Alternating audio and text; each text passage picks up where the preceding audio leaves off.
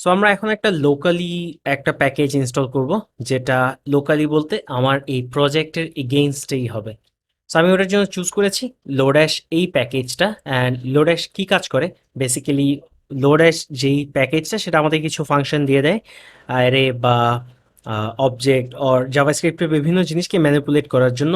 Just আমাদের লেখা অনেকগুলো ফাংশন যেন আমাদের না লেখা লাগে এখানেই দিয়ে দেওয়া আছে। সো এটার ইন ডিটেলস যদি আপনি দেখতে চান, লোড্যাশের যেই ওয়েবসাইট সেটাতে যদি আপনি যান, ওদের ডকুমেন্টেশনে দেখতে পারবেন। বাট আমরা সিম্পলি আসলে এটাকে ইনস্টল করে দেখব। আমরা যদি লোড্যাশকে ইনস্টল করার ওয়ে দেখি, npm i dash dash save lodash. So i হচ্ছে শর্ট হ্যান্ড ইনস্টল করার জন্য।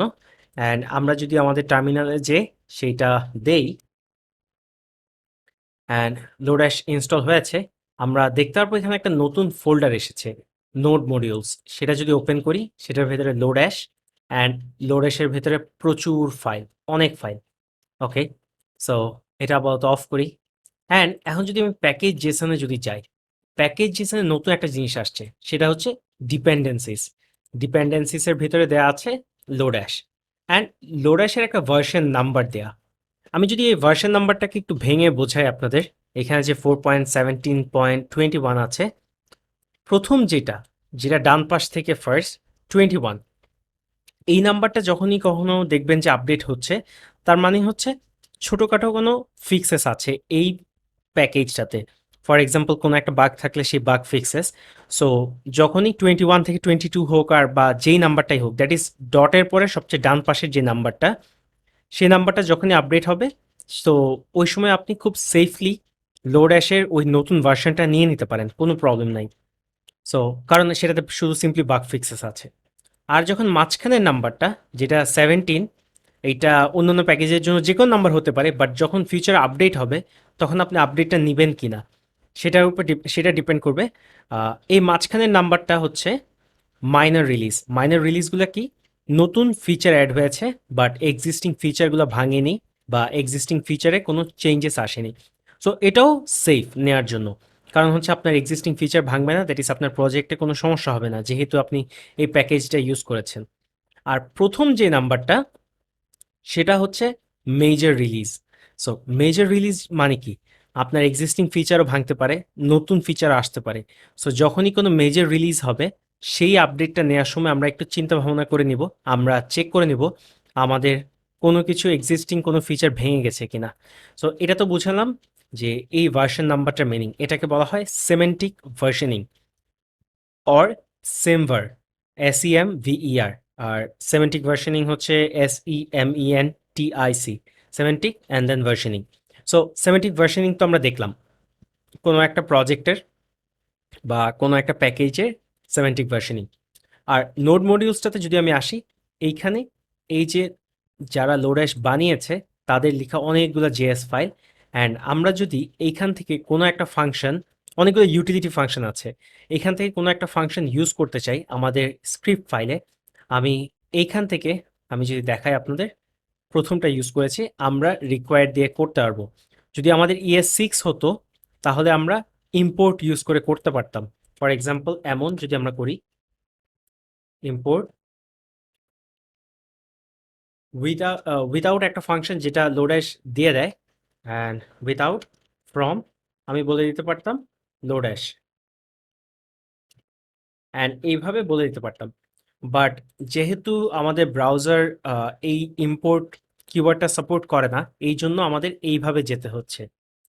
অ্যান্ড এগেইন আমরা যখন পরের সেকশনে যাব, আমরা সেখানে ওয়েব প্যাক দেখবো, ES6-এ দেখবো, তখন আবার আমরা ইম্পোর্টটা ইজিলি ইউজ করতে পারবো।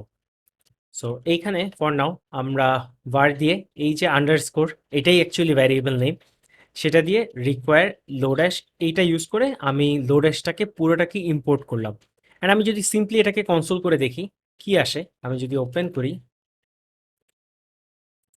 কনসোলে যদি যাই, কনসোলে require is not defined. So even আমার ব্রাউজার রিকোয়ার এই সিনট্যাক্সটাকেও চিনছে না। এই জন্য আমাকে ব্রাউজারিফাই দিয়ে এই জিনিসগুলোকে কনভার্ট করতে হবে, যেভাবে আমার ব্রাউজার চিনতে পারবে। ওয়েল, লাকিলি ব্রাউজারিফাই ইনস্টল করা খুবই ইজিয়ার। আমরা যদি সিম্পলি লিখি npm আই লিখি সিম্পলি আই, অ্যান্ড এটা গ্লোবালি ইনস্টল করব, কারণ ব্রাউজারিফাই যেই প্যাকেজটা সেটা টার্মিনালে চলে এবং আমাদের যে কোনো প্রজেক্টের জন্য সেটা কাজে লাগতে পারে। সো এটা আর লোকালি করব না। সো ব্রাউজারিফাই যদি আমি দেই npm ig, ব্রাউজারিফাই ইনস্টল হবে। অ্যান্ড এখন যদি আমি এইখানে সিম্পলি এটাকে বান্ডেল করতে চাই বা কম্প্যাক্ট করতে চাই, যেটা আমরা বলেছিলাম লাস্ট টাইম, সিম্পলি লিখব ব্রাউজারিফাই। কোন ফাইলটাকে কম্প্যাক্ট করব? এইখানে যে স্ক্রিপ্ট ডট জেএস আছে সেইটাকে, স্ক্রিপ্ট ডট জেএস অ্যান্ড একটা অ্যারো সাইন, এটাকে কনভার্ট করে কিসে নিব? নতুন একটা ফাইল জেনারেট করব, বান্ডেল ডট জেএস। আমি যদি দেই, এইখানে আমার বান্ডেল ডট জেএস ক্রিয়েট হয়েছে। আপনি যদি দেখেন এটা প্রচুর, মানে অনেক বড় একটা বান্ডেল। সো এইখানে আসলে লোড্যাশের যা যা আছে সব কিছুই এটার ভেতরে আছে। লোড্যাশের যা যা ছিল এখানে সব কিছুই এটার ভেতরে আছে, এই বান্ডেলটা। যদিও এটা দেখে বোঝা যাচ্ছে না, বাট এটা নিয়ে আমাদের খুব বেশি প্যারা খাওয়ার কিছু নাই, কারণ ইভেনচুয়ালি স্ক্রিপ্ট ডট জেএসকেই কনভার্ট করে বান্ডেল ডট জেএস ক্রিয়েট করেছে। অ্যান্ড এই বান্ডেলটাই আমরা এইচটিএমএল এ ইউজ করব। সো এখানে যদি বলি বান্ডেল ডট জেএস, এখন যদি আমাদের লাইভ সার্ভারটা অন করি আমরা আবার, অ্যান্ড এখানে যদি রিলোড দেই, রিলোড দেওয়া লাগছে কারণ হচ্ছে লাইভ সার্ভারটা যখন অন করেছে আমার আরেকটা ডিফল্ট ব্রাউজার এটা ওপেন হয়ে গেছে, আমার এইখানে নাই। এখন যদি আমি কোনো একটা কিছু চেঞ্জ করি আপনি দেখবেন এই চেঞ্জটা ডিটেক্ট করতে পারছে অ্যান্ড রিলোড হয়েছে।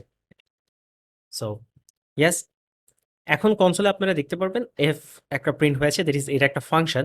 অ্যান্ড আমি স্ক্রিপ্ট ডট জেএস এ যখন যাব, দেন আমি এই আন্ডারস্কোর বা এখানে যে আন্ডারস্কোর দিয়ে যেই লোড্যাশ ভ্যারিয়েবলটা ধরলাম সেটার একটা মেথড ইউজ করে দেখায় আপনাদের।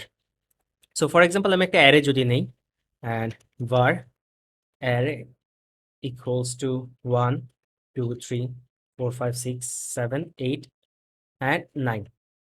সো এই লোড্যাশের একটা ফাংশন আছে যেটার নেম হচ্ছে উইথআউট। অ্যান্ড উইথআউট দুটো জিনিস নেয়, যেই অ্যারেটা আছে সেটা নিব, অ্যান্ড কোন ভ্যালুটাকে ছাড়া আমি এই অ্যারেটা ক্রিয়েট করব সেটা নিবে। দ্যাট ইজ আমি আসলে ফিল্টার আউট করছি। আমি যদি বলি উইদাউট থ্রি, অ্যান্ড এখন যদি রিলোড দেই, আমার স্ক্রিপ্ট চেঞ্জ হয়েছে বা এই ফোল্ডারের ভিতরে যদি কোনো কিছু চেঞ্জ হয় তখন এটা রিলোড খাচ্ছে, বাট এটা কনসোল হচ্ছে না কেন? ওয়েল, সিম্পল, আমাদের আবার একটা বান্ডেল ক্রিয়েট করতে হবে।